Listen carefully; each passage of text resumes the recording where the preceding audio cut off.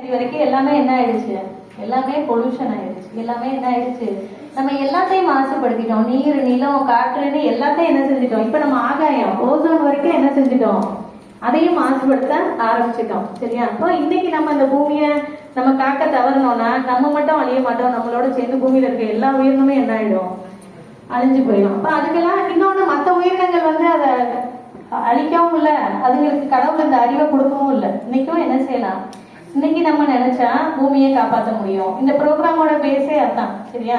நீங்க சின்ன பிள்ளைங்க எல்லாம் ஒவ்வொருத்தரும் பூமியில வாழ்ற ஒவ்வொருத்தருக்கும் இந்த பொறுப்புணர்ச்சி இருந்தா மட்டும்தான் நம்மளால என்ன செய்ய முடியும், சில விஷயங்களை மாற்ற முடியும். குளோபல் வார்மிங்னால என்ன நடக்குது அப்படின்னா, நம்மளுக்கு தெரியுது ரைஸ் ஆஃப் டெம்பரேச்சர். சரியா? நீங்க கேள்விப்பட்டிருப்பீங்க கல்ஃப் கண்ட்ரிஸ் சொல்லுவாங்க, வளைகுடா நாடுகள்.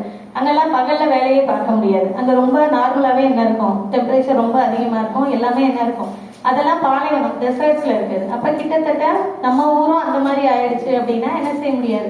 இன்னொன்னு, இந்தியால எது சாத்தியம் இல்லை அப்படின்னா, இந்தியாவோட ஜனத்தொகை ரொம்ப அதிகம். இந்தியா வந்து புவர் கண்ட்ரி. நீங்க பாத்திருக்கீங்க, 4 தகரத்தை வச்சு கூட அதுக்குள்ள மனுஷங்க இருப்பாங்க. அது எவ்வளவு சூடா இருந்தாலும் சரி, அவங்களுக்கு என்ன கிடையாது, வேற மாற்று வழிகளே கிடையாது. சரியா? மும்பையில மட்டும்தான் பெரிய பெரிய அபார்ட்மெண்ட்ஸ் பக்கத்துல தாராவிங்கிற ஒரு ஸ்லம்மும் இருக்கும். சரியா? ஒரு சேரி ஏரியாவும் இருக்கும்.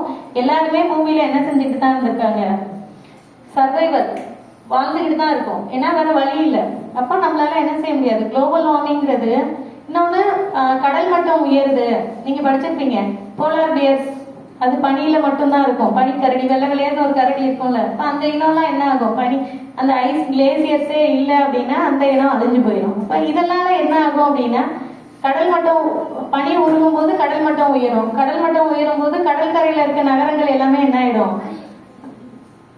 நம்ம இந்த அழிகப்பத்தை அழிக்கிற மாதிரி அழியும் அப்படின்னு ரொம்ப ஈஸியா சொல்றோம். இன்னைக்கு இன்னொன்னு, இன்னைக்கு இருக்க சின்ன பசங்களுக்கு என்ன அதிகமாயிடுச்சு அப்படின்னா, நீங்க நம்ம நிறைய விஷயத்த கண்ணில் பாக்குறோம். சோசியல் மீடியால எர்த்குவேக் வந்துச்சு, இவ்வளவு பேர் செத்து போயிட்டாங்க, அது நடந்துச்சு, இதெல்லாம் நீங்க உங்களுக்கு ரொம்ப சாதாரணமாயிடுச்சு. ஏன்னா நீங்க அதுக்கு பழகிட்டீங்க.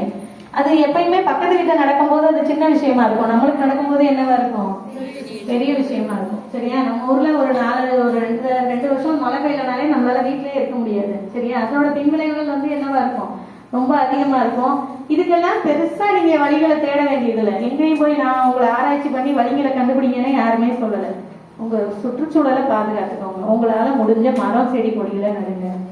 அதுவே என்ன செஞ்சிடும், நம்மளால மனுஷன் வந்து கெடுக்க மட்டும்தான் முடியும், நம்மளால ரிப்பேர்லாம் பண்ண முடியாது. சரியா? பூமியை சரி பண்ணக்கூடிய வேலையை யாருதான் செய்ய முடியும், இந்த மரங்களால மட்டும்தான் முடியும், இயற்கையால மட்டும்தான் முடியும். இந்த செடி, கொடி, பறவைங்க, இதுங்களால மட்டும்தான் என்ன செய்ய முடியும், திரும்ப பூமியை அதோட இயல்பான நிலைக்கு கொண்டு வர முடியும்.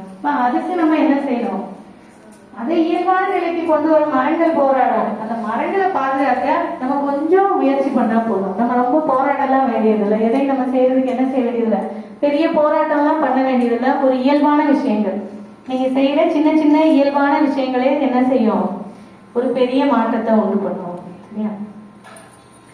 நம்ம பாக்குறோம், அந்த நம்மாழ்வார் கத்தெல்லாம் சொல்லுவார்ல, அது மாதிரிதான். சரியா? என்ன பண்ணலாம், மேக்சிமம் முடிஞ்ச அளவுக்கு நம்மளோட சௌகரியத்தை குறைச்சிக்கலாம். சரியா? இப்போ ஏசி, எந்நேரம் ஏசியில யூஸ் பண்றது, அந்த மாதிரி எந்தெந்த விஷயங்கள் வந்து என்விரான்மெண்ட்டை பொல்யூட் பண்ணுதோ, சுற்றுச்சூழலை பாதிக்குதோ, அந்த விஷயங்களை நம்ம செய்யாம இருந்தாலே போதும்.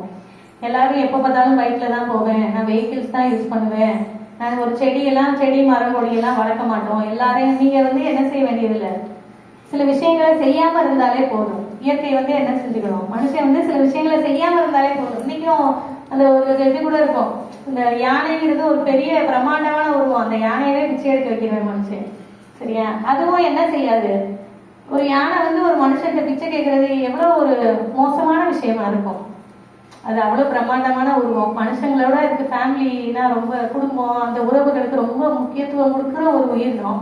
அந்த உயிரினம் வந்து ஒரு பஸ் ஸ்டாண்ட்ல ஒருத்தட்ட 10 ரூபா பிச்சை கேட்குதுன்னா, இதுதான் மனுஷனோட ஒரு அதிகபட்ச குரூவாலிட்டின்னு சொல்லுவாங்க. சரியா? அதாவது மனுஷன் அவன் தேவைக்காக என்னனாலும் பண்ணுவான் அப்படிங்கிறதோட ஒரு உச்சபட்சமே அதுதான்.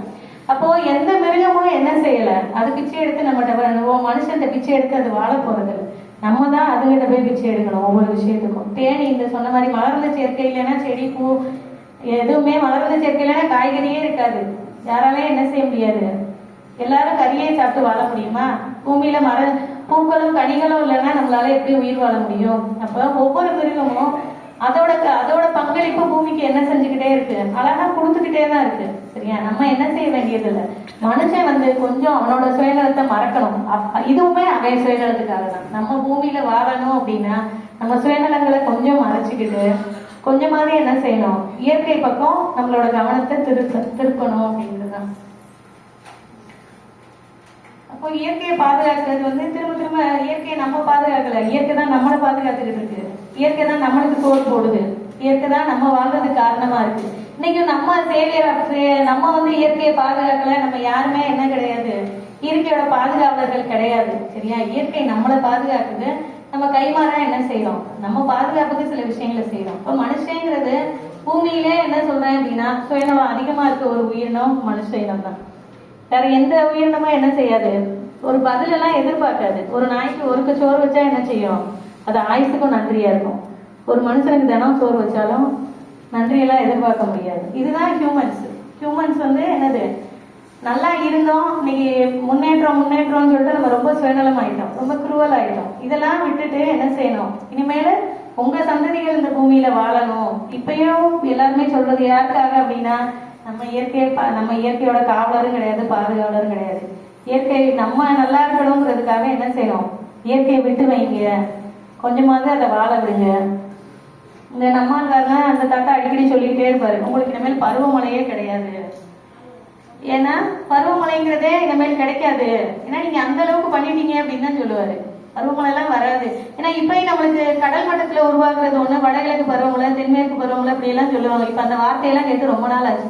கொக்கி புயல், நாடா புயல், இது மாதிரி என்னதான் வருது, புயல்கள் தான் நம்மளை நோக்கி அதிகமா வருது. இது காரணமும் யார் தான், நம்ம தான்.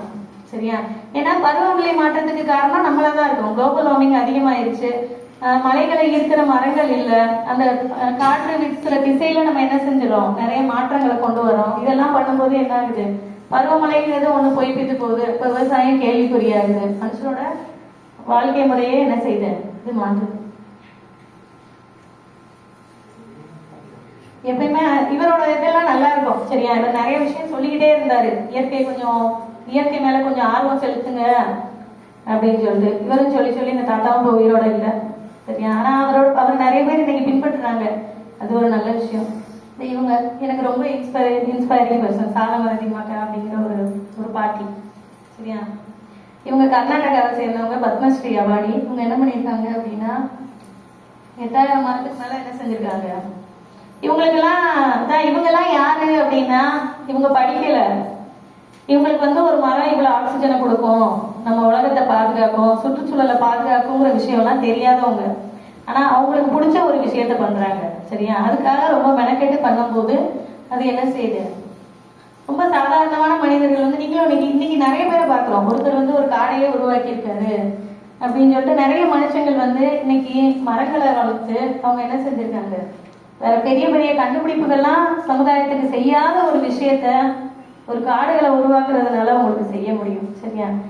ஆக்சிஜன் இருந்தாதான் அடுத்து எல்லாமே. நீங்க பார்த்துருப்பீங்க, நம்மளுக்கு எந்த ஒரு ஆக்சிடென்ட் இன்ஜுரி ஆனாலும் தப்பிச்சிடலாம். ஆனா 5 நிமிஷத்துக்கு மேல உன் செல்ஸுக்கு ஆக்சிஜன் போலன்னா நம்மளை யாராலையும் காப்பாற்ற முடியாது. அதனாலதான் தண்ணியில முழுக்கினோடனே என்ன செஞ்சுட்டாங்க, 10 நிமிஷம் வரையதான். ஆக்சிஜன் தான் என்ன செய்யுது, செல்ஸுக்கு உயிர் கொடுக்கறதே ஆக்சிஜன் தான். அந்த ஆக்சிஜன் இல்லாம நம்மளால ஒண்ணுமே செய்ய முடியாது. உன் கண்டுபிடிப்புகளோ உன்னோட இதுவோ அந்த ஆக்சிஜனுக்கு முன்னாடி ஒண்ணுமே இல்லை. சரியா? அப்போ உயிர் வாழ்றதுக்கு எது தேவை, நம்ம வாழ்றதுக்கு அடிப்படையா என்ன தேவை அப்படிங்கிறத தெரிஞ்சுக்கோங்க. எதுதான் நமக்கு, நம்ம மண்ணும் மரங்களும் தான் நம்மளுக்கு பேஸ். அதுதான் நம்மளை வாழ வைக்குது. உங்களுக்குள்ள இன்னைக்கு போனீங்க அப்படின்னா ஒரு 10% அந்த உணர்வை கொண்டு போங்க. இந்த செடிக்கு தண்ணி ஊத்துங்க. சரியா? எதையும் முறிச்சு போடாதீங்க. ஒரு பச்சையா இருக்க ஒரு இலையே என்ன செய்யுது, போட்டோசிந்தசிஸ் சொல்லுவாங்கல்ல, ஒளிச்சேர்க்கை நடைபெறுது. அது கார்பன் டை ஆக்சைடை ஆக்சிஜனா மாத்துது. ஒவ்வொரு இலையும் மாத்துது. ஒரு பச்சை கலர்ல இருக்க எல்லாமே என்ன செய்யுது, மாத்துது. சரியா? அப்போ ஒரு பச்சை இலையே என்ன செய்யுது, அதோட கான்ட்ரிபியூஷனை உலகத்துக்கு கொடுத்துக்கிட்டே இருக்கு. நம்ம இவ்வளவு கடவுள் இவ்வளவு அறிவை கொடுத்து படிப்பு கொடுத்து எல்லாத்தையும் கொடுத்துருக்காரு. நீங்க என்ன செய்ய போறீங்க அப்படிங்கிறத நீங்க என்ன செய்யுங்க, யோசிச்சுக்கோங்க. சரியா? there is no planet B. பூமியை அழிச்சு போட்டு நம்ம இன்னொரு கிரகத்துக்கு போறதுக்கெல்லாம் என்ன இல்லை, இன்னொரு கிரகம்லாம் இல்லை.